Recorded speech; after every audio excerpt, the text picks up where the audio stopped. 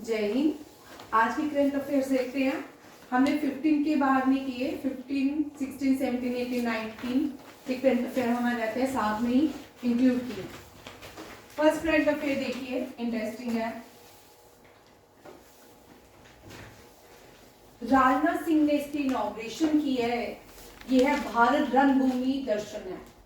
ठीक है, ये उन लोगों के लिए ऐप है जो भारत के इतिहास, आर्मी के इतिहास के बारे में नहीं जानते। ठीक है, याद रखिएगा ऐप का नाम भारत रणभूमि दर्शन ऐप। इसका एम क्या है? अब करंट अफेयर जो नए बच्चे हैं वो देखिए, पहले आपको एमसीक्यूज आएगा, ऐप का नाम बताओ। ठीक है, फिर अब आपको जितने भी करंट अफेयर आ रहे हैं वो इस तरह आते हैं, रीजन एंड असर्शन की तरह। 4 ऑप्शंस होंगे, उनमें से जो करेक्ट होगा ABCD या ABC वाला, उसको करेक्ट आपने ही बनना है। ठीक है, ये भी याद, ये सारे पॉइंट्स साथ में ही याद रखने आप कि रणभूमि ऐप, हमें पता चल गया रणभूमि है तो डिफेंस से ही होगी ऐप। ठीक, उसके बाद इसका एम क्या है? Increasing public access to Indian rich military history. ठीक है, भारत का मिलिट्री का इतिहास। Defence minister Rajnath Singh. Defence minister कौन है? राजनाथ सिंह, जिन्होंने इस ऐप को लॉन्च किया। आर्मी डे 77 ये हम पढ़ चुके हैं। ठीक है, 77 आर्मी डे के टाइम सेलिब्रेशन पे राजनाथ सिंह ने इस ऐप को लॉन्च किया है, जो किसका है? एक पार्ट है border initiatives to educate citizen about Indian defence heritage. ये तीनों ही पॉइंट्स याद रखने हैं, क्योंकि आप करंट अफेयर्स में डेली भी आप याद करोगे ना, 4 पॉइंट आपको याद हो जाएंगे। सिर्फ करंट अफेयर याद रखने का तरीका है कि आप रीड करते जाओ। ठीक है, नेक्स्ट क्वेश्चन, ये मेन क्वेश्चन आता है इसी से। भारत ने पहली बार नेशनल टर्मरिक बोर्ड का एस्टेब्लिशमेंट किया है। ठीक है, नेशनल टर्मरिक बोर्ड ये कहां पे है? वाणिज्य भवन, कहां पे? न्यू दिल्ली में, for the welfare of cultivator. अब यहाँ पे 2 क्वेश्चन बनते हैं कि नेशनल टर्मरिक बोर्ड का इनॉग्रेशन किसने किया, दूसरा कितनी भारत की स्टेट में इसको और नेशनल टर्मरिक बोर्ड को इंक्लूड किया गया। भारत कौन कौन से स्टेट में, कितनी स्टेट्स में इसको एस्टेब्लिश किया जाएगा? 20 स्टेट्स। कितनी? किस लिए किया जाएगा? For the welfare of the farmers, those who connected to the turmeric. ठीक है, फार्मिंग, ये भी याद रखिएगा। ये सारे चारों जो क्वेश्चन JP नड्डा, पीयूष गोयल, अश्विनी वैष्णव, अमित शाह रिसेंटली 18, 19, 17 के, ये 20 के ही हैं। आज जो इनके करंट अफेयर वो भी मैंने इंक्लूड किए हैं। ठीक है, इन्होंने किस किस की इनॉग्रेशन की है ये भी याद रखिएगा। नेशनल टर्मरिक बोर्ड, और नेशनल टर्मरिक बोर्ड के पहले चेयरमैन पिल्ले गंगा रेड्डी को बनाया गया, वेरी इंपॉर्टेंट। और इसका हेडक्वार्टर निजामाबाद, न्यू दिल्ली में है। ये पहली बार ऐसे बोर्ड की स्थापना हुई है, और इस बोर्ड के जो पहले चेयरमैन है पिल्ले गंगा रेड्डी। ये इंपॉर्टेंट क्वेश्चन है, और यहाँ पे कुछ और हेडक्वार्टर इसका निजामाबाद, और इसकी इनॉग्रेशन किया पीयूष गोयल ने। एक एक करके पहले इसकी देखिए। 2023-24 में टर्मरिक कल्टीवेशन भारत की कितनी वेरी इंपॉर्टेंट है, जिसका CDS है, NDA है, FCAT है या OT है, उसमें इस तरह के क्वेश्चन रहने वाले। CHSL CGL में तो रहते ही। ठीक है, कितने हेक्टर? 3.05 लाख हेक्टर इंडिया ने कवर किया है टर्मरिक का कल्टीवेशन में। ठीक है, उसके बाद बोलते हैं 10.75 लाख जो है हमें टर्मरिक मिली। उसके बाद जो है 62% भारत का शेयर है ग्लोबली टर्मरिक का, और जो भारत कल्टीवेट करता है 20 वैरायटीज करता है टर्मरिक की प्रोड्यूस, ये भी 30 या 20 अभी आएगा। और एक्सपोर्ट कितना करता है? 1.62 लाख tonne turmeric value, 2 to 6.5 billion dollar में ये भारत की वैल्यू है टर्मरिक की, ये भी याद करना है। और भारत में इसको पीयूष गोयल के साथ यूनियन स्टेट मिनिस्टर बंदी संजय कुमार, निजामुद्दीन MP, अरविंद धर्मपुरी ने भी इसका इनॉग्रेशन में पार्ट लिया। ये भी इंपॉर्टेंट क्वेश्चन है। नेक्स्ट देखो, टर्मरिक को गोल्डन स्पाइस कहा जाता है। 20 स्टेट्स में ये 20 स्टेट में इसका एस्टेब्लिशमेंट किया जाएगा और बेनिफिट इन 20 स्टेट्स को दिया जाएगा, ज्यादातर महाराष्ट्र, तमिलनाडु, आंध्र प्रदेश, तेलंगाना, एमपी एंड मेघालय। ठीक है, और यहाँ पे देखो टर्मरिक प्रोडक्शन ज्यादातर आंध्र प्रदेश, तेलंगाना में फोकस किया जाएगा ताकि वहां के फार्मर्स को उनकी इनकम में बेनिफिट हो, ये भी याद रखेगा। अब यहाँ देखो इंडिया जो है 70% of the world turmeric production करता है 30 वैरायटीज के साथ। कितनी वैरायटीज है? इंडिया जो है रिस्पॉन्सिबल है 70% ऑफ वर्ल्ड टर्मरिक प्रोडक्शन के लिए, और इंडिया 30 वैरायटीज जो है टर्मरिक की प्रोड्यूस करता है, ग्रोन करता है कंट्री में। 3 आपको सारे पॉइंट्स याद रखने हैं। नेशनल टर्मरिक बोर्ड जिसके फर्स्ट चेयरमैन बने पिल्ले रेड्डी।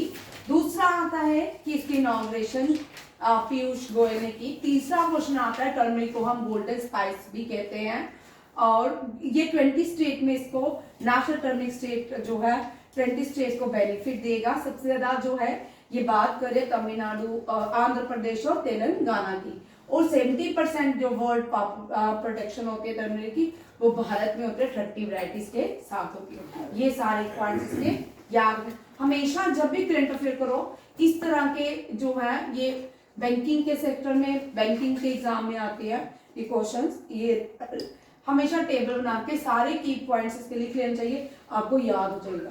ठीक है, नेक्स्ट क्वेश्चन देखिए। सेकंड था अश्विनी वैष्णव, वेरी इंपॉर्टेंट क्वेश्चन। हर साल भारत जो है ना 2016 से पहले सुन लो, 2016 से पहले 10 या 14 साल डेवोस जो वर्ल्ड इकोनॉमिक फोरम थी उसमें पार्टिसिपेट नहीं किया। जब भी इसका वर्ल्ड इकोनॉमिक फोरम सर्वे देती है ना, भारत का हमेशा रैंकिंग नीचे आता है, पाकिस्तान से भी कम देते हैं, बांग्लादेश से भी कम रैंकिंग देते हैं, बहुत बायस्ड है। ठीक है, वर्ल्ड इकोनॉमिक फोरम जो है स्विट्जरलैंड में है। कहाँ पे है? स्विट्जरलैंड के डेवोस में, ये भी याद रखिएगा। इसमें इंडिया की तरफ से कौन जाएगा? रेलवे मिनिस्टर कौन है? अश्विनी वैष्णव। 2 पॉइंट याद रखिए, अश्विनी वैष्णव के पास एक एडिशनल चार्ज भी है, that is he is also broadcasting, electronic and IT sector जो है वो भी किसके पास है? अश्विनी वैष्णव के पास है। ये जो है इवेंट कहाँ पे होगा? DeVos Switzerland. 55th एडिशन है, किसका है? 55th edition. और वर्ल्ड इकोनॉमिक फोरम का हेडक्वार्टर कहाँ पे है? DeVos Switzerland. थीम देखिए इसका, कोलैबोरेशन फॉर इंटेलिजेंट एज, ये याद रखिएगा। और इंडिया जब पार्टिसिपेट करेगा, अभी 2 या 3 डेज में ये कॉन्फ्रेंस होगी, इंडिया का जो टॉपिक रहेगा artificial intelligence foreign direct investment के ऊपर रहेगा। और दूसरा 65 इंडियन बिजनेस रिप्रेजेंटेटिव जो है वो अटेंड करेंगे 55th वर्ल्ड इकोनॉमिक फोरम को, जो हर साल होती है, एनुअली लिखा है। ठीक है, ये भी याद रखिएगा। ये सारे पॉइंट्स याद रखने हैं जब भी कोई, और भाई स्विट्जरलैंड में बहुत सारी क्या है इंटरनेशनल ऑर्गेनाइजेशन है। ठीक है, ILO है, WHO है, ठीक है, ये वर्ल्ड इकोनॉमिक फोरम है। ज्यादातर सब कोर्स के भी क्या है हेडक्वार्टर स्विट्जरलैंड में ही है, लुज़ेनिया में। ठीक है, ये सारे याद रखना है। ये इनका ये जेनीवा में है, ये कहाँ पे है? जेनीवा, ये भी जेनीवा, ये डेवोस, इतना याद रखना। उसके बाद आता है जैसे कि गोल्फ हो गया, आर्चरी गोल्फ हो गया, बैडमिंटन भी नहीं है, कौन सा है? गोल्फ का लुज़ेनिया है, स्विट्जरलैंड। ठीक है, और फीफा का जो है वो यूरिक में है, कहाँ पे है? यूरिक। Lawn tennis Lausanne, table tennis ये भी लुज़ेनिया, ये। और फिर आता है इंटरनेशनल ओलंपिक्स कमेटी का भी लुज़ेनिया, स्विट्जरलैंड। इन सब का हेडक्वार्टर लुज़ेनिया, स्विट्जरलैंड।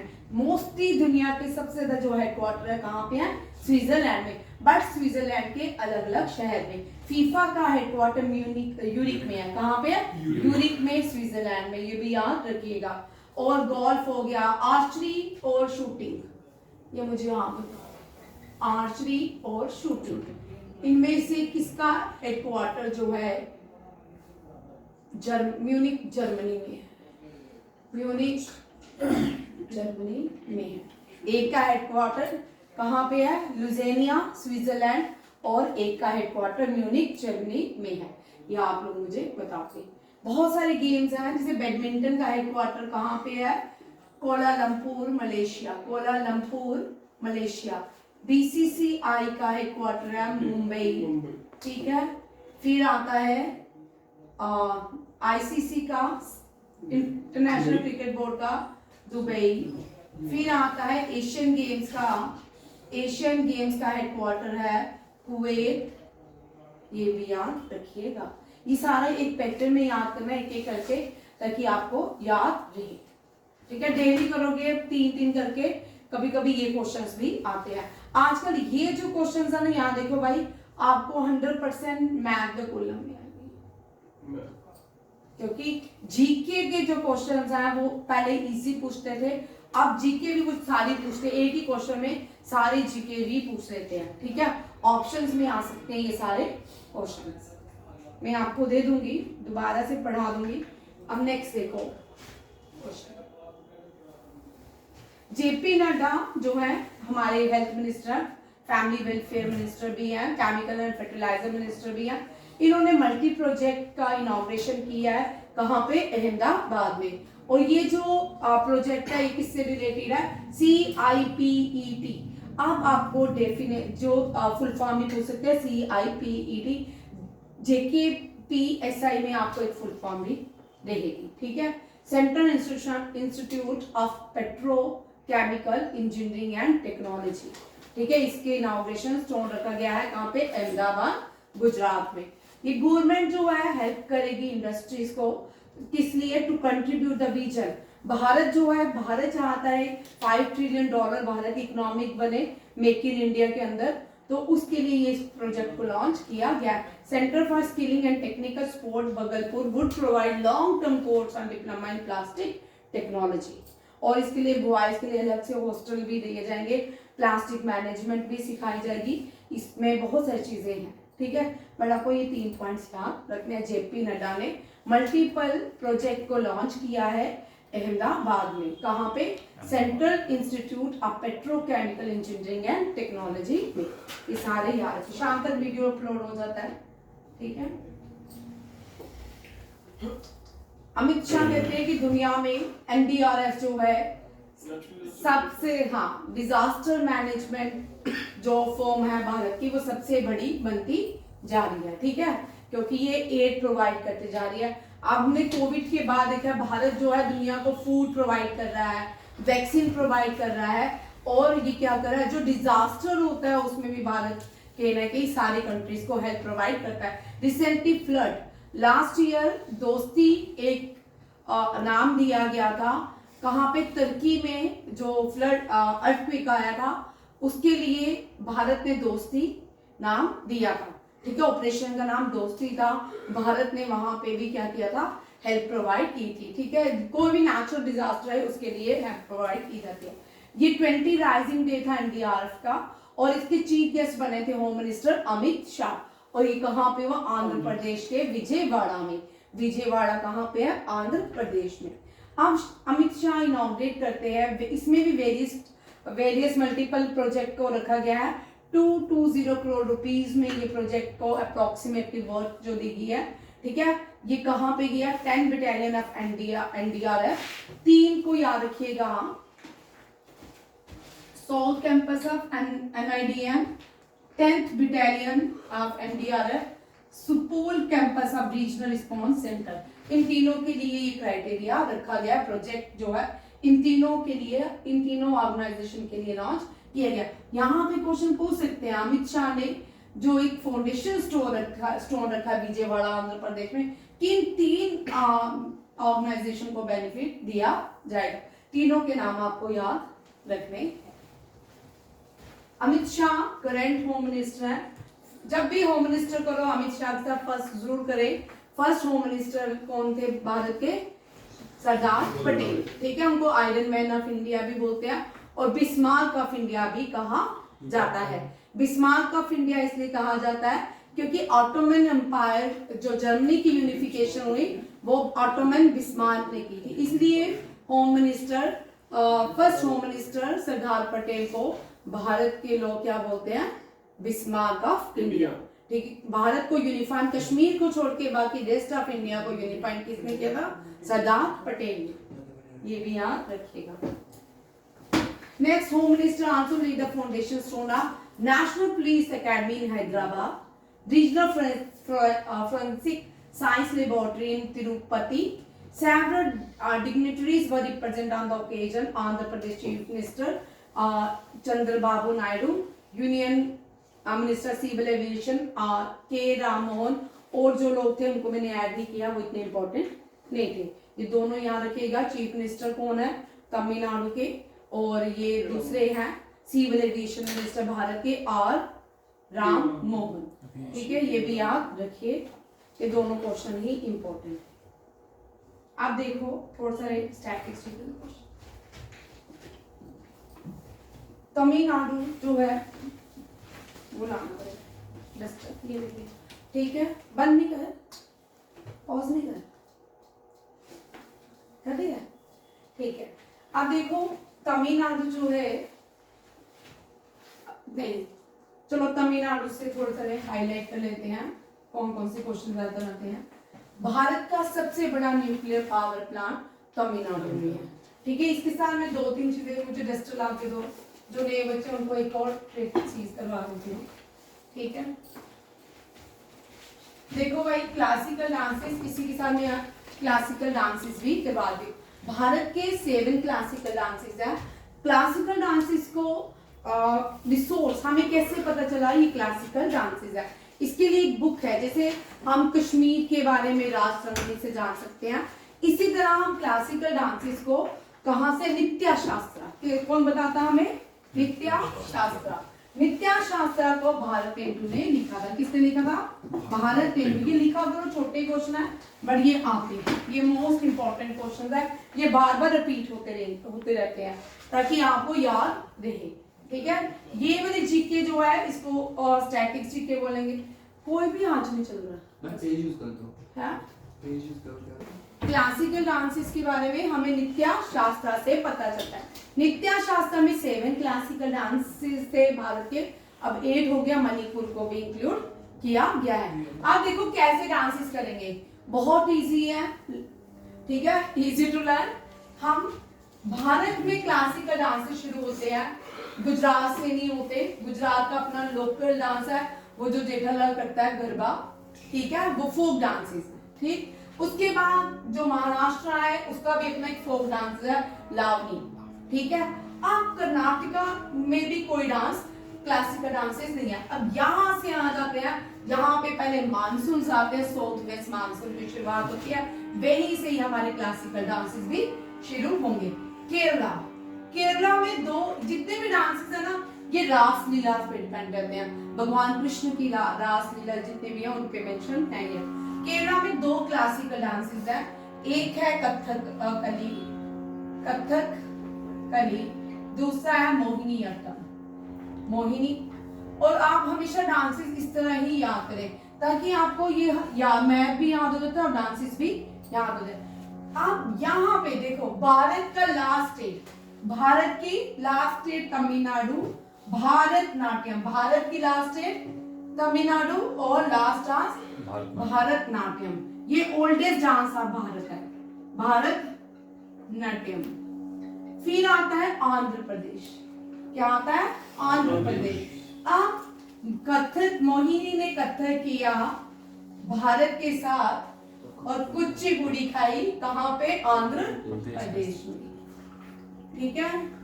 और ट्रिक से भी कर सकते हो आप, ठीक है, ट्रिक से भी कर सकते हो। जिसको मैथ से लर्न हो तो जल्दी वो मैथ से करे, और कुछ स्टैटिस्टिक्स है ना, उनको इस तरह याद करने से बहुत जल्दी याद हो जाता है, कभी नहीं भूलती है, ठीक है। इसके बाद उड़ीसा आ जाता है, ठीक है। उड़ीसा में ओडिसी, ठीक है। फिर आता है ऊपर असम, मणिपुर भाना, क्षत्रिया, छाता लेके घूम रहे थे, असम छतरी, ठीक है। फिर हमारा इस तरफ वाला में बनाया नहीं, मणिपुर का, मणिपुरी। कितने हो गए? 1 2 3 4 5 6 7। और एक सबसे इंपॉर्टेंट, पूरे नॉर्थ इंडिया में एक डांस है, वो है कथक। याद रखिए, कथक जो है नॉर्थ इंडिया को बिलोंग करता है, ठीक है, साउथ इंडिया को नहीं करता, ठीक है। युवराज, कथक कहाँ का है? युवराज तो कौन सी स्टेट से है? यूपी। तो कथक कहाँ से है? यूपी, लखनऊ घराना और वाराणसी घराना में, लखनऊ घराना एंड वाराणसी में ये शुरू। बिरजू महाराज, बिरजू महाराज जो है इसके प्रोमिनेंट कथक के डांसर थे, ठीक है। सोनल मान सिंह भी याद रखिएगा, ये भी क्लासिकल डांसर है और वो भी कथक। ये हो गया डांस, समझ आ गया। इसको हमेशा आप घर में 3-4 बार इस मैप से रिवाइज करोगे ना, कभी नहीं भूलेगा। मैंने क्लासिकल डांस इसी तरह याद किए थे। ये सबसे इजी पैटर्न टू लर्न, क्योंकि यहाँ से केरला से शुरू होना है, आपको नीचे उड़ीसा तक जाना है, ठीक है। केरला कथकली मोहिनीअट्टम, तमिलनाडु भारतनाट्यम, आंध्र प्रदेश कुचिपुड़ी, उड़ीसा उड़ीसी, असम क्षत्रिया, मणिपुर मणिपुरी। अब भारत में आ जाते हैं, नॉर्थ इंडिया में एक ही डांस है, that is a Kathak. UP and Lucknow and Varanasi घराना जो है उन्होंने कथक को इंट्रोड्यूस किया था। अब एक और चीज कर लेते हैं, यहाँ ये दोनों जब भी करते हैं एक साथ में करते हैं, ठीक है। न्यूक्लियर पावर प्लांट, तो न्यूक्लियर पावर प्लांट, देखिए न्यूक्लियर पावर प्लांट यहां से चलेंगे गुजरात से, ठीक है। गुजरात, महाराष्ट्र क्या खाएगा, कर्नाटका, तमिलनाडु, ऊपर राजस्थान एंड यूपी, ठीक है। यहाँ पे बिल्कुल सीक्वेंस में है, ठीक है। अगर हम राजस्थान से भी यहाँ से भी आए, क्योंकि ये भारत के नॉर्थ वेस्टर्न में लाई करता है, ठीक है। राजस्थान में रवा बट्टा, ये बहुत बार एग्जाम में क्वेश्चन आ चुका है, ठीक है। और गुजरात में क्या मिलता है? ढोकला, खेपड़ा, खाखरा, क्या है? खाखरा, हाँ, खाखरा पारा, ठीक है। खाखरा, थेपला, ढोकला, ये सारी चीजें कहाँ मिलती हैं? गुजरात में, ठीक है। ये फर्स्ट एंड द ओल्डेस्ट, जो भारत ने पहला बनाया, फर्स्ट एंड ओल्डेस्ट जो है वो है तारापुर, ठीक है। ये भी याद हो गया। फिर क्या खाएगा? खाएगा कहाँ खाएगा? कर्नाटका में, ठीक है। देखो गुजरात से चले हैं, राजस्थान में रवा बट्टा, गुजरात, क्योंकि ये दोनों ही भारत के डेजर्ट स्टेट्स हैं, ठीक है। लूनी यहाँ से चलती है, पुष्कर के किनारे से निकलती है और यहाँ पे इनलैंड हो जाती है, कहाँ पे? रन ऑफ कच्छ में, ठीक है। ये भी याद रखिए। यहाँ पे ग्रेट इंडियन डेजर्ट है, यहाँ पे वाइट डेजर्ट है भारत का, ठीक है। इसलिए यहाँ से रवा बट्टा, खाखरा पारा, फिर आता है कौन सा? तारापुर, कायगा। तमिलनाडु में कौन सा है? तमिलनाडु में भारत का लार्जेस्ट भी है और अभी एक चल रहा है, अंडर कंस्ट्रक्शन है, ऑपरेशनल नहीं हुआ है। जो लार्जेस्ट है भारत का वो तमिलनाडु में, कुंदम कुल्लम, ठीक है। कुल्लम कुल्लम प्यार करेंगे हम दोनों, वो कुंदम कुल्लम, ठीक है। दूसरा आता है, कौन सा है दूसरा? तारापुर हो गया, कुंदम कुल्लम एंड कल्पाकम, ठीक है। ये हो गया। अब सिर्फ भारत में यूपी में 3 चीज याद रखिए। यूपी में एक नेशनल पार्क है, यूपी का एक क्लासिकल डांस है और यूपी का एक ही न्यूक्लियर पावर प्लांट। तीनों चीजें यूपी में एक है, ठीक है। भारत की पहली एमिनेशन फैक्ट्री भी यूपी में खुली है, कानपुर में, ठीक है। यूपी में नियोरा न्यूक्लियर पार्क लिख लो यूपी में, ठीक है। यूपी में Kathak, Dudhwa, national park and ये क्या है, नियोरा। भारत की क्या, एशिया की फर्स्ट एम्यूनिशन फैक्ट्री, वो भी कहाँ पे है, कानपुर यूपी में। ठीक है, क्या बोल, एशिया की बोला ना, एशिया की और भारत की फर्स्ट एम्यूनिशन फैक्ट्री। ठीक है, प्रबल जो है इसी में से बनाई गई। ठीक है, ये भी आप रखिएगा। और यूपी में महाकुंभ, कुंभ जो है भारत में 4 स्टेट्स में लगता है, उत्तर प्रदेश, महाराष्ट्र, नासिक महाराष्ट्र, ठीक है, प्रयागराज, हरिद्वार, हरिद्वार। उज्जैन। ठीक है, ये आपको मैथ द कॉलम में भी क्वेश्चन आ सकता है। ठीक है, इसका भी टेबल बना लो सारे। तो यूपी में संगम, ठीक है, संगम को कन्फ्लुएंस बोलते हैं। क्या बोलते हैं, जहां 3 नदियां गंगा यमुना सरस्वती तीनों ही उत्तराखंड से निकलती हैं, तीनों ही उत्तराखंड से निकलती हैं। और कहाँ मिलती है, प्रयागराज, प्रयागराज। ठीक है, तीनों, कौन सी 3 नदियां यहाँ मिलती है, गंगा यमुना सरस्वती। नासिक जो है ये गोदावरी, गोदावरी जो है, गोदावरी है ना, ठीक है। हरिद्वार गंगा और उज्जैन शिप्रा। शिप्रा में कई जगह में एस भी आता है, ठीक है, के भी लिखते हैं, के भी आता है। शिप्रा, शिप्रा नदी जो है उज्जैन में, यहाँ भी कुंभ होता है, कुंभ का मेला। और ये क्वेश्चन आते हैं पहले, ठीक है, जब 2008-4 में। और ये इस तरह, क्योंकि मैच आप देखो, जितने भी लोग कॉम्पिटिटिव एग्जाम दे रहे हैं उन्होंने देखोगे कि मैच बहुत सारे आ रहे हैं, मैच वाले क्वेश्चन आ ही रहे हैं पूरे जीके में। क्योंकि अब जीके पढ़ के वो first in India, first in world, वो पढ़ के सब बोर हो गए हैं और क्वेश्चन डालने वाले भी बोर हो चुके हैं। तो उन्होंने थोड़ा सा ट्विस्ट कर दिया है क्वेश्चंस में।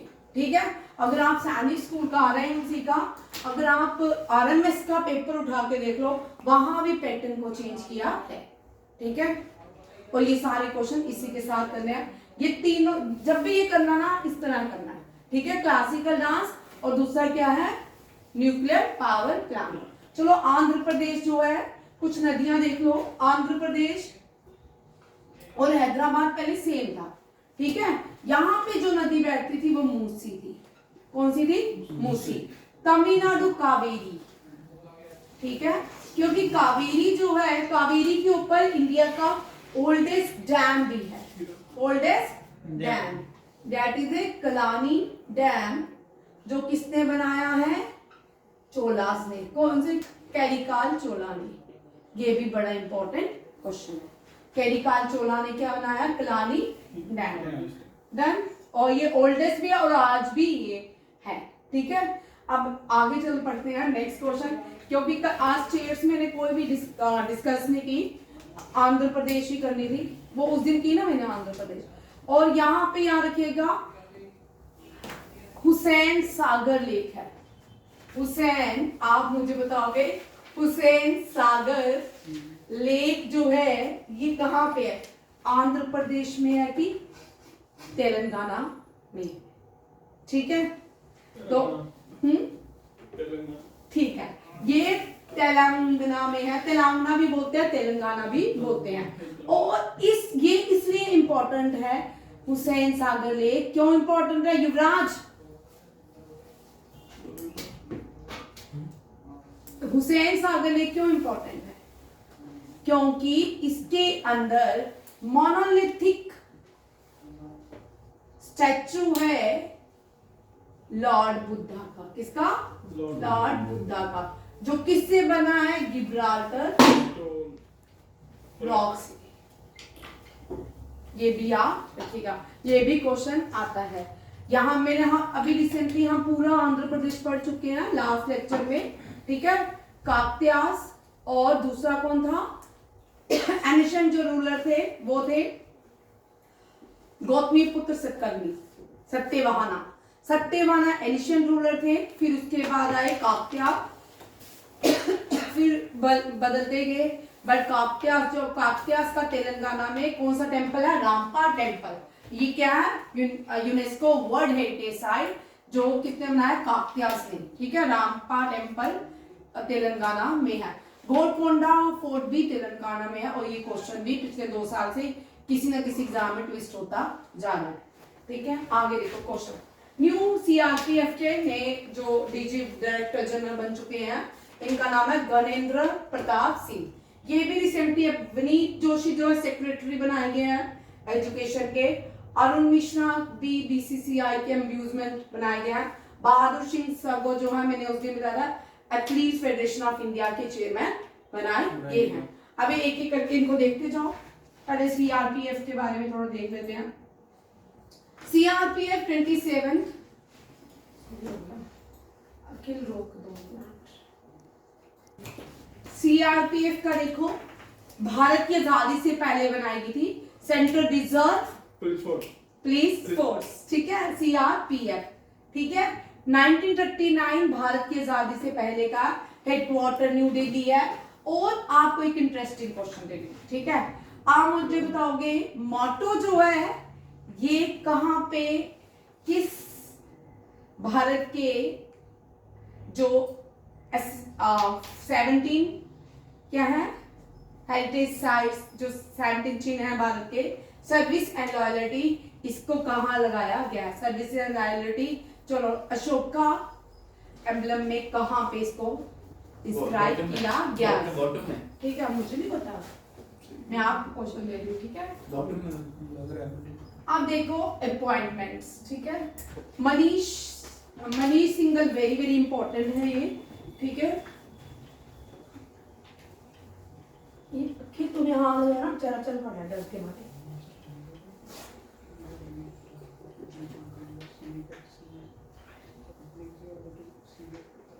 ठीक है, वेरी इंपॉर्टेंट एसोचैम के न्यू ये अपॉइंटमेंट्स है रिसेंटली जो हुई है। एसोचैम के जो न्यू सेक्रेटरी जनरल बने हैं मनीष सिंघल बने हैं। फिर उसके बाद वेरी वेरी इंपॉर्टेंट इसके पूछते हैं UIDAI के कितने नंबर है। ठीक है, ये भी इंपॉर्टेंट है। ठीक है, unique identification authority of India के न्यू CEO भुवनेश कुमार बने हैं। और नेशनल ह्यूमन राइट कमीशन के chairman justice V Rama Subramanian बने हैं। इन तीनों को याद करते जाओ। ठीक है, अपॉइंटमेंट्स हैं, उसके आगे भी हैं। विनीत जोशी जो भी मैंने पीछे आपको MCQs में दिया है, ये इनको सेक्रेटरी अपॉइंट किया गया higher education in the ministry of education में। फॉर्मर सुप्रीम कोर्ट जजेस जो है जस्टिस अरुण मिश्रा को एम्ब्यूजमैन बनाया गया BCCI का। और बहादुर सिंह सगो वेरी इंपॉर्टेंट, ये एथलीट फेडरेशन ऑफ इंडिया के न्यू चेयरमैन बने हैं। Very very important. ठीक है, सारे के सारे पॉइंट्स में बार बार रिपीट होंगी ताकि आपको याद हो जाए। लास्ट क्वेश्चन देखिए, आर्कियोलॉजिकल एक्सपेरिमेंटल म्यूजियम जो है इसका इनॉग्रेशन वाडनगर में हुआ। कहाँ पे? वाडनगर गुजरात में। ये लास्ट क्वेश्चन कल करते हैं, ये मैडम भी आ गई होगी, है ना? ठीक है, ये क्वेश्चन यहीं से करेंगे क्योंकि कल मैंने गुजरात पूरा पढ़ाना, पूरी स्टेट गुजरात करनी है क्योंकि गुजरात के बहुत सारे स्ट्रेटेजी के ऐसे क्वेश्चन हैं जो आपके एग्जाम में रिपीट होते हैं। ठीक है, थैंक यू।